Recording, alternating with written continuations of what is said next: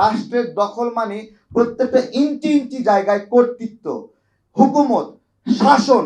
এই শাসন বর্তমান সরকার রাজনৈতিক দলগুলোকে নিয়ে শক্তিশালী হতে পারত, কিন্তু আমরা প্রত্যেকটি জায়গায় দেখছি যে স্কিপ করার একটা টেন্ডেন্সি। যেমন আমরা যখন হলো যমুনাতে গেলাম, তখন আমাদেরকে একটা কথা বলা হয়েছে, আমরা তো মানে এক সরকারকে সরায়ে আরেক সরকারকে আনার জন্য আনিনি। আমি দেখছিলাম যে সরকার আওয়ামী লীগকে সুবিধা দিচ্ছে। আমার প্রশ্ন হলো, আমরা কি আওয়ামী লীগকে সুবিধা দিচ্ছি না? ঠিক আছে, বিভিন্ন দলে দলে ঢুকছে, আওয়ামী লীগের নেতা কর্মীরা ঢুকছে। যেই মানুষটা লাঠি নিয়ে ছাত্র জনতাকে মারার জন্য উদ্যত হলো, মানে জয় বাংলা স্লোগান দিয়ে, এরা উল্টে যায় বলতেছে হাসিনা পালাইছে বইলে আমাদের সাথে মিছিলে ঢুকছে। ঠিক আছে, এটাই বলছি যে শুধু সরকার না, আওয়ামী ফ্যাসিবাদকে আমরা সবাই স্পেস দিচ্ছি, এবং এই স্পেস দেওয়া বন্ধ করার জন্য প্রথম যেটা জরুরি সেটা হলো প্রত্যেকটা এলাকায় যারা এই আন্দোলনের বিরুদ্ধে অস্ত্র ধারণ করেছিল, লাঠি ধারণ করেছিল এবং শেখ হাসিনাকে দেখানোর জন্য ছবি তুলেছিল, সেলফি তুলেছিল, এই যে আমি রাজপথে আছি শেখ হাসিনার জন্য, এই লোকগুলোর তালিকা কেন হবে না? তাই না? প্রত্যেকটা এলাকায় তালিকা ঝুলাই দিতে হবে, যাতে করে এই লোকটা গণ অধিকারে যুক্ত হতে না পারে, জামাতে যুক্ত না হতে পারে, বিএনপিতে যুক্ত না হতে পারে, আরো যে দল আছে কোনো দলের জন্য যুক্ত না হতে পারে। কিন্তু এই উদ্যোগটা আমরা কেউই বলছি না, কেউই নিচ্ছি না। শুধুমাত্র আন্দোলনের তালিকা করলে হবে না, আহত তালিকা করলে হবে না, নিহত তালিকা করলে, নিহত সে তো মারাই গেছে। ঠিক আছে, সমাজকে বাঁচানোর জন্য প্রথম এই তালিকাটা করতে হবে। সবশেষে, যেহেতু অল্প সময়, বড় ভাইরা সবাই বলবেন, একটা দাবি রেখে যাই যে একটা কথা উঠছে, গণতন্ত্র মানে ভোটের জন্য বিপ্লব হয়নি। সবচেয়ে এই কথাটা খোঁচা মেরে বলা হচ্ছে। মূলত এটা আমরা যারা রাজনৈতিক কর্মী, আমাদেরকে এটা বলা হচ্ছে যে ভোটের জন্য বিপ্লব হয়নি। অর্থাৎ তারা ভোটাধিকারকে অস্বীকার করতে চাচ্ছেন। কি ভাষায় অস্বীকার করছেন? শেখ হাসিনা যেরকম উন্নয়ন বলে অস্বীকার করেছেন ভোটাধিকারকে, এখন এই জায়গাটা রিপ্লেস হয়েছে সংস্কার শব্দ দ্বারা এই ক্ষমতাকে প্রলম্বিত করার চেষ্টা করা হচ্ছে। আমরা কিন্তু কখনোই অস্বীকার করিনি একটা রিলেভেন্ট টাইম দেওয়া হবে না, যৌক্তিক সময় দেওয়া হবে না, কিন্তু আমাদেরকে অসম্মান করা হচ্ছে। আজকে যেটা বলবো যে ভোটাধিকারকে প্রশ্ন করে, এই প্রশ্ন মানে ভোটাধিকার থামায় দেওয়ার জন্য প্রশ্ন করে, যেটা যেমন 16 বছর না খেয়ে আছে, ভোটের জন্য পাগল হয়ে গেছে, ক্ষমতার জন্য পাগল হয়ে গেছে। আমার প্রশ্ন হলো, জনগণের জনপ্রতিনিধি নির্বাচন করার যে অধিকার, এই অধিকার নিয়ে কেউ যদি প্রশ্ন করে, সেই প্রশ্নটাও ফ্যাসিস্ট কোশ্চেন কিনা? তাই না? ওইটাও স্বৈরাচারের প্রশ্ন কিনা? যে দেখেন, আমি না, শুধু যে কেউ যে কোনো মুহূর্তে একটা রানিং গভর্নমেন্ট আছে, সেই রানিং গভর্নমেন্টের বিরুদ্ধেও সরকার বলতে পারে আপনাকে এই মুহূর্তে মানি না, আমরা একটা ভোট চাই। তাই না? সুতরাং জনগণের এই ভোট চাওয়ার অধিকারকে এখন প্রশ্নবিদ্ধ করার চেষ্টা করছে। আজকের এই সভা থেকে সেই প্রশ্নকে যারা প্রশ্ন করছে তাদের বোধোদয় হওয়ার অনুরোধ করছি যে আপনি যে প্রশ্ন করছেন, আগে নিজেকে প্রশ্ন করেন, আপনি যে 10 জন মিলে এখানে সরকার গঠন করলেন, এই 10 জন কে তালিকা করে দিচ্ছে? আমরা দেইনি, জনগণ দেয়নি, রাজনৈতিক দলগুলো দেয়নি। তাহলে কি হয়েছে? কিছু মানুষ একসঙ্গে হয়ে বলছে আমরাই সরকার গঠন করলাম, বিষয়টা তো এরকমই, তাই না? তো তারা আজকে ভোটাধিকারকে চ্যালেঞ্জ করছে বা ওই ধরনের প্ল্যান করছে। তো তাদের মানে সম্বি হচ্ছে না। জাস্ট বেশি দূরে যাব না, এই 10 তারিখের যে প্রোগ্রামটা হলো, শেখ হাসিনা ষড়যন্ত্র করলো ছাত্র জনতাকে হত্যা করার জন্য।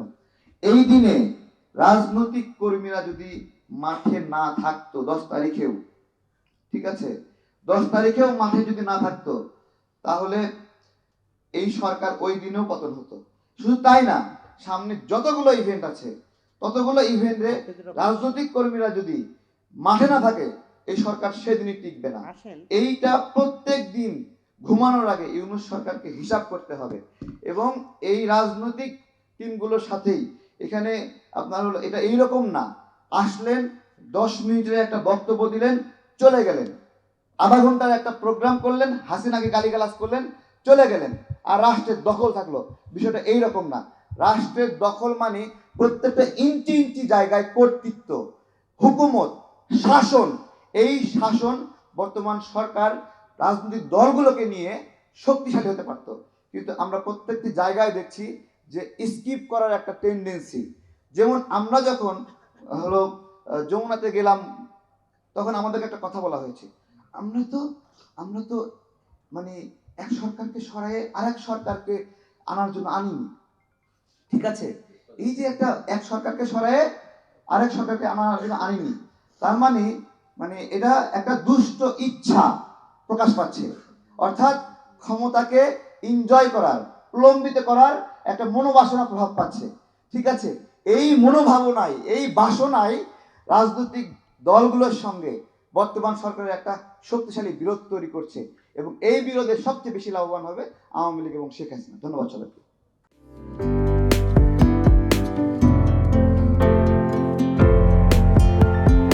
পহেলা জানুয়ারি 2025 ইউটিউব জার্নালিজমের অগ্রদূত changetv.press 6 বছর পেরিয়ে পা রাখল গর্বিত online TV channel change TV 6 বছর ধরে ওনারা কাজ করে যাচ্ছেন।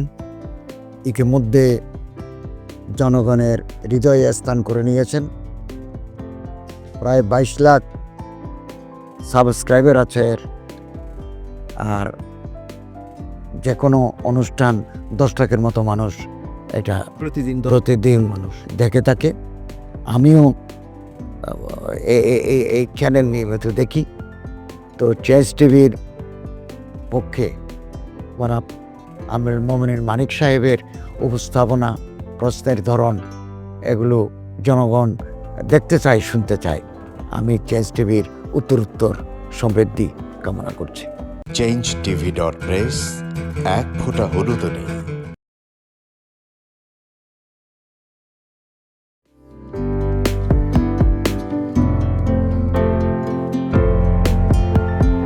পহেলা জানুয়ারি 2025 ইউটিউব জার্নালিজমের অগ্রদূত changetv.press 6 বছর পেরিয়ে পা রাখল গর্বিত চেঞ্জ টিভি।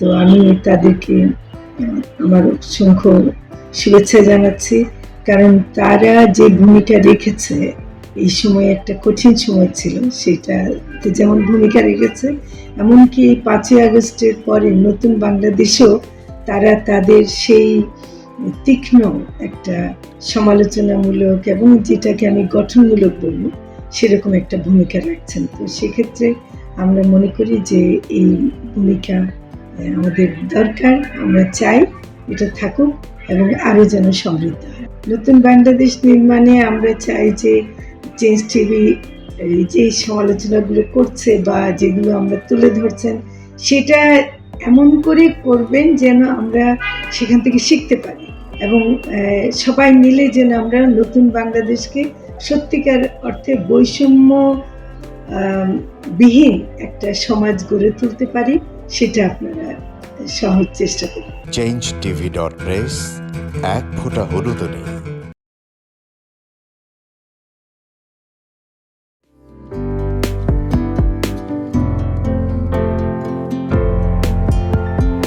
পহেলা জানুয়ারি 2025 ইউটিউব জার্নালিজমের অগ্রদূত changetv.press 6 বছর পেরিয়ে পা রাখল গর্বিত আমি অত্যন্ত আনন্দিত হলাম যে চেঞ্জ টিভি আগামী কয়েকদিনের মধ্যেই 6 বছর পূর্ণ করবে। আর হাঁটি হাঁটি পা পা করে চলা শুরু করে এখন সে বেশ দৌড়াদৌড়ি করছে বলা যেতে পারে। ও নামটাও অত্যন্ত বলবো যে সিগনিফিক্যান্ট, যে চেঞ্জ, এই গণঅভ্যুত্থান কিন্তু চেঞ্জ চেয়েছে। সেই হিসেবে তোমার টেলিভিশনের, তোমার এই চ্যানেলের নামের একটা যথেষ্ট মিল পাওয়া যায়। আমার প্রত্যাশা যে এই গণঅভ্যুত্থানের যে প্রত্যাশা, যে আশা আকাঙ্ক্ষা, চেঞ্জ টিভি সেটিকে এগিয়ে নিয়ে যাবে। তোমাকে শুভেচ্ছা। চেঞ্জ টিভি যারা সম্পৃক্ত আছেন, যারা কর্মী আছেন, সামনে পেছনে সকলকে আমার শুভেচ্ছা। changetv.press এক ফোঁটা হলুদও নেই।